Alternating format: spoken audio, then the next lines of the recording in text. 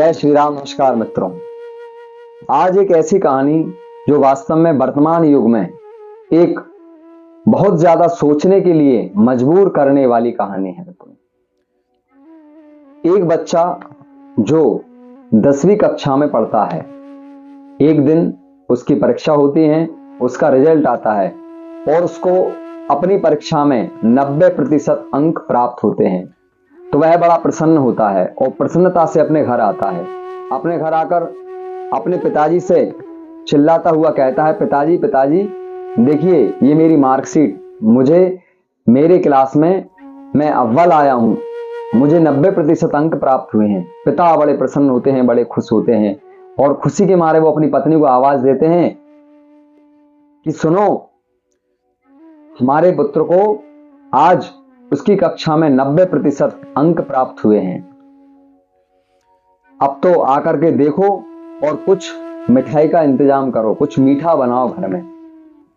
अब बेचारी जो उसकी माँ है वह भी बड़ी भावुक हो जाती है और अपने बच्चे के विषय में इतना सुन करके और किचन से दौड़ करके बाहर आती है और आकर के अपने पति से कहती है कि लाओ लाओ मुझे भी दिखाओ, मुझे भी देखना है।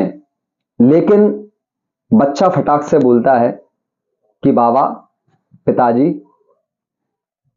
मां क्या जानती है इसमें, आप उनको क्यों दिखा रहे हो, मां तो अनपढ़ है। बस इतना शब्द मां ने सुना और मां बेचारी थोड़े से उसके आंसू आए भाव में और आंसू पहुंचते हुए वो किचन के अंदर गई। अब तो बाप जो था उसका पिता वह वहां खड़ा रहा और उसने अपने बच्चे से कहा कि हाँ बेटा तू सही कह रहा है, वास्तव में वो तो अनपढ़ है, वो क्या जानती है। बेटा, उसके पिताजी कहते हैं कि हे बेटा, ये तेरी मां जो है ना, जब तू अपनी मां के गर्भ में था तो तेरी मां दूध से बहुत ज्यादा नफरत करती थी, उसको नहीं पीती। लेकिन तेरे पोषण के लिए जब तू गर्भ में था तो तेरी मां ने तेरे लिए वह दूध पिया, क्योंकि वो अनपढ़ थी।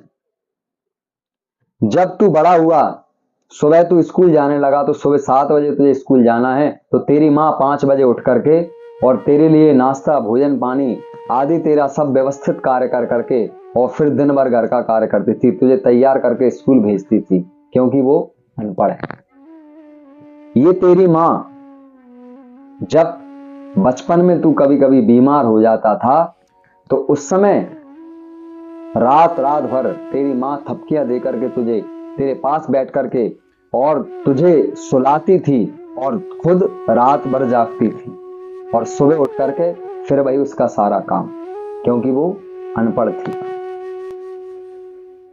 यही तेरी माँ बेटा तेरे लिए और मेरे लिए बहुत स्वादिष्ट पकवान बना करके रसोई से और तेरे और मेरे लिए परोसती थी और परोसते परोसते बेचारी खुद स्वयं खाना भूल जाती, क्योंकि वो अनपढ़ है।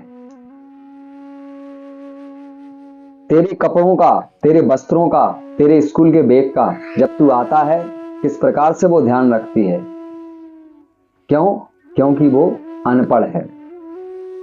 अब तो बच्चा समझ जाता है और अपनी मां के पास जाकर कहता है कि मां,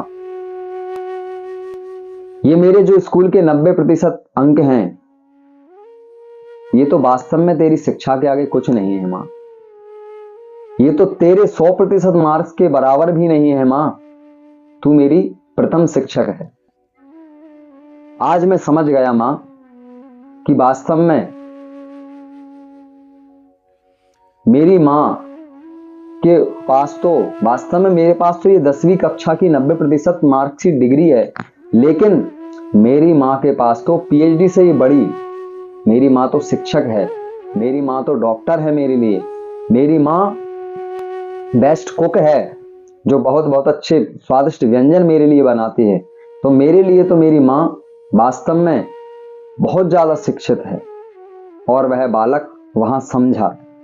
अब तो मां और बेटे दोनों आंखों में आंसू भर करके बाहर होने लगे। मित्रों, बस इस कहानी का सारांश और इस कहानी का अर्थ यही है कि वास्तव में एक मां अपने बच्चे को बहुत अधिक प्रेम, जब वह गर्भ में रहता है उस समय से ही जब वो बाहर आता है, जब वह बड़ा होता है, धीरे धीरे उसकी जो आवश्यकता है, उसकी जो परिस्थितियां हैं, उसकी जो व्यवस्थाएं हैं, उसके अनुरूप स्वयं को ढालती है।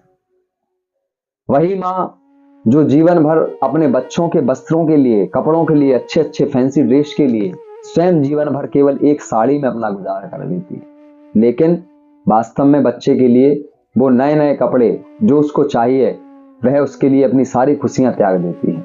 मित्रों, वास्तव में जो पढ़े लिखे हैं, ये एक बहुत सुंदर कहानी है।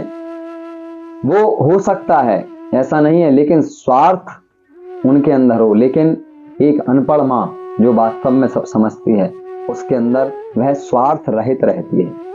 इसलिए मित्रों, सदैव एक बात ध्यान रखना कि आप कितना ही धर्म पूजन, भगवान का अर्चन कर लीजिए, भगवान को याद कर लीजिए, परंतु यदि आप अपने घर में छोटी छोटी बातों को लेकर अपने माँ बाप से लड़ते हैं, अपने माँ बाप की बातों को इग्नोर करते हैं, अपनी माँ बाप की नहीं सुनते हैं, तो आपसे बड़ा मूर्ख और वास्तव में आपसे बड़ा अज्ञानी और आपसे बड़ा पापी कोई नहीं है। आपके समस्त पाप माफ हो जाएंगे यदि केवल आप अपने घर में अपने माता पिता का आदर, अपने माता पिता के साथ बहुत अच्छा व्यवहार करते हो, और वास्तव में जैसा आपके माता पिता ने बचपन से आपकी परवरिश की, बड़े होकर के आप उनको वही परवरिश देते हो, तो वास्तव में इससे बड़ा आशीर्वाद आपके सिर पर, इससे बड़ा आशीर्वाद आपके ऊपर कुछ भी नहीं है। इसलिए सदैव माता पिता का सम्मान करो, क्योंकि ये माँ जो है वो वास्तव में, आप सब जानते हैं, किसी भी जीव योनि में वास्तव में माँ माँ होती है।